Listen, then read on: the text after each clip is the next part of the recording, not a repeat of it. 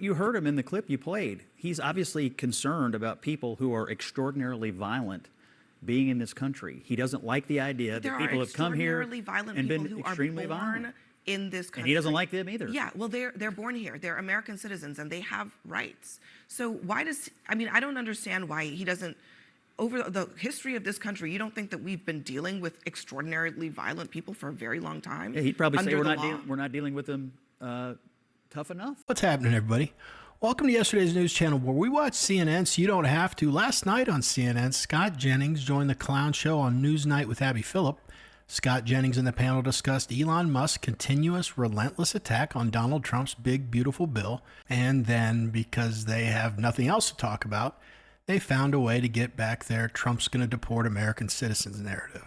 Seriously, watch this one close. This might take the cake as the most blatant attempt yet to invent a non-story to spin an anti-Trump narrative. It's so bad. Anyway, let's watch Scott Jennings keep his cool while the liberal meltdown goes full throttle. Let's go. Is completely miscalculating the fact that he thinks he has a political constituency beyond Russian bots on Twitter and that people are going to follow him. The only reason he has any political cachet is because he aligned himself with Donald Trump. That's not true, though. Well, your statement is fundamentally false. He's the wealthiest man in the world. No. The richest man in the world. The only reason he has, but can we just clarify? No, that's not true. What you're saying is not a fact. What you're saying is that the fact of the matter is the only reason he has political cachet is because he spent $200 million in an election. On who? It's not because he aligned himself. You aligned yourself with Donald Trump. But the fact is, you didn't have $200 million to spend. How do you know? Yet. It is a nice blazer, though, Scott. All right, we gotta go. Look, these guys, at the end of the day, Elon's, whatever happens with his political match, his concerns about the fiscal health of the country are not unfounded. Nearly $40 trillion in debt. I mean, somebody does eventually have to pay attention. Well, He's not wrong about that. Wait. Was it not 30 minutes ago that we were just having that discussion? It was 10 minutes. They just added $4 trillion to the deficit. The spending doesn't matter. I mean, look.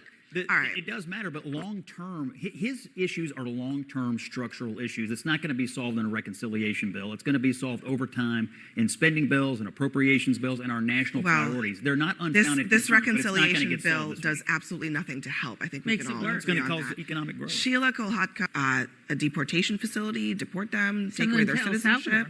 What are we talking about here? I mean, he even talked, I think, when he was with the El Salvadorian president about needing more prisons there for things like this. I mean, it's beyond, if you were to make a list of outrageous things Donald Trump was going to do, I don't think this would even have made it on the list. It is so just crazy. But the thing is that crazy things that Donald Trump says come to fruition. He will just do whatever he thinks. And now that this is in his mind, it's truly frightening that he might actually move forward and try to make a penalty for a crime being deportation for people who were born in this country. Well, it's not being deported and dropped off. I think what he has raised is the idea that we'll house some prisoners in a prison in another country. Now, I have no idea whether this is legal or constitutional. It's not legal or constitutional. And I'm sure that'll be debated out, and if it's not, then it won't happen. But what he is saying is, if you have extremely violent populations that need to be housed in a prison somewhere, what's the difference between housing them in a prison here or there? Other than the debate, I guess, over the legality of it, but that's what he has been raising. Other than a pesky little thing called the law. And I don't think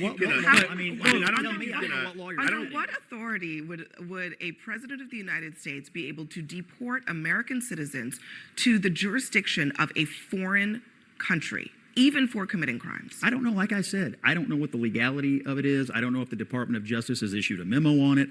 Just for the purposes of this conversation tonight, what his point was, if you have extremely violent populations that need to be warehoused in a prison, he raised the idea of putting them in a prison. We deal with extremely violent populations just fine. I just think that I don't. So obviously what Scott and the other guy both said is right. Elon Musk absolutely gained influence because he aligned himself with Donald Trump. If he continues to distance himself from the Republican Party, that influence is going to continue to fade. And that's not just a dig on Elon. It's just the truth. It's how it is. Now, I can see a lot of you watching this CNN panel and getting super irritated because they keep acting like passing Trump's big, beautiful bill and addressing the national debt can't happen at the same time. That's almost like generally accepted now at CNN. Of course, that's complete nonsense. I mean, every bill, the big, beautiful bill included, has trade-offs. The question for every Republican congressman should be, do the positives outweigh the negatives? And in this case, they just do. And can anyone explain to me why there's any reason we can't move forward with Doge's mission and keep cutting waste and fraud? I feel like we're acting like there's a finality to this bill or something.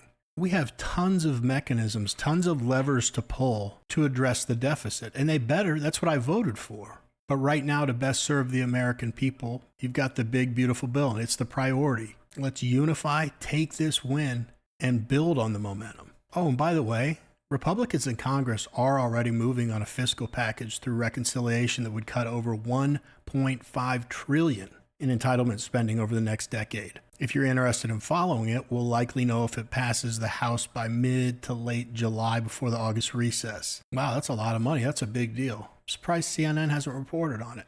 Anyway, back to it. You're a high priority for us. We'll take it away. Right. What are the guardrails here? And you just said it's a little loosey-goosey. This is not a good thing to be loosey-goosey with. Denaturalizing people, sending them to jails in El Salvador. I mean, you cannot, by definition, if there was one thing you wanted to have tightened up, it would be this. And you say the courts, so are people then going to be waiting in El Salvador on their knees, bent over, while we're waiting for the courts to decide whether that American citizen should have been taken out of this country? I don't know, but I do know this. That's not okay. That you jump to the worst possible conclusion with nearly everything that Donald Trump says or does, including enforcing the laws of this country. He said to the El Salvadorian president, we need more prisons there. I'm just basing on what he said. I mean, there are plenty, according to Trump, of criminals who are here illegally that he can deport. Why does he keep talking about American citizens? Why is that a thing that keeps coming up?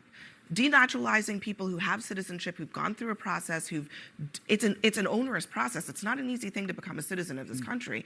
Why does that keep coming up? And is this an open door for him to start using the same authorities that he's using against undocumented people against Americans? Well, you heard him in the clip you played. He's obviously concerned about people who are extraordinarily violent being in this country. He doesn't like the idea that people have come here and been extremely violent in this country. And he doesn't like them either. Yeah, well, they're born here. They're American citizens, and they have rights. So why I don't understand why he doesn't. Over the history of this country, you don't think that we've been dealing with extraordinarily violent people for a very long time? Yeah, he'd probably say we're not dealing with them tough enough. I mean, it's probably his view. I mean, you heard what he said. He does not like the idea that extremely violent populations are not dealt with in the toughest possible manner. That is basically his position. Last word, Bakar? No, I mean, I think this is exactly what it is. I mean, I think a lot of it's rooted in the words that people don't like around this table. It's rooted in a lot of xenophobia. It's rooted in a lot of bigotry. It is what it is. We should enforce the laws of this land. However, what we're doing right now, I'll go back to what I said at the beginning, is completely anti-American. I mean, the fact, simply because you are looking for a better life, and yes, we want to deport. And I want to be extremely clear, people who commit a crime, violent or not, no one is arguing that point with you. But alligator Alcatraz is the most un-American thing I've seen probably since last week. I left that last little clip of Bakari Sellers in on purpose because when he said alligator Alcatraz is the most un-American thing I've ever seen, when I watched it for the first time, I honestly laughed to myself. Just a few hours before that, I saw a Benny Johnson post that said, Alligator Alcatraz has merch. And instantly, all I could think was, where do I get it? How fast can it ship? And how soon can I be wearing it on my body? Guess I'm pretty un-American. Now, remember what I said at the top? This whole episode was built on nothing. They had no real critique of Trump, so they made one up. I double-checked and triple-checked, dug through every quote, and unless you guys found something that I didn't, this entire outrage cycle was sparked by Trump floating the idea of using offshore detention for violent non-citizen criminals. That's it. And these magicians at CNN turned that into Trump wants to deport American citizens. I know nothing should shock me, but I mean, you're looking at manufactured outrage. This entire segment is a case study in projection. Invent a really extreme position, assign it to Trump, then melt down over your own fantasy. But don't talk about House Republicans quietly advancing real spending cuts and moving the fiscal conversation forward. They're too busy literally debating about things that never happened. Does that tell you anything? I want to know what you guys think. Do you think Elon Musk is helping, hurting, or just having no effect on Trump supporters with his attacks on Trump's spending bill? Let me know in the comments. Anyway, that's it for this video. No long announcements today. Couple reminders. Got merch coming in a couple of weeks. So I know you're all very excited about that. I'm going to start posting short form videos from the larger show to my channel, but the thumbnail will say clip on it, so you won't feel like I duped you into clicking on something you'd already watched. I'm very excited about the Yesterday's News channel membership program that launches in about a week. And finally, announcing for the first time in approximately 2 weeks, we will be having the inaugural Yesterday's News channel State of the Channel address. Mark your calendars for whenever I tell you it is sometime later. Otherwise, as always, thank you for taking some time out of your day to watch my video. It means a lot. Never forget Jesus loves you. See you guys.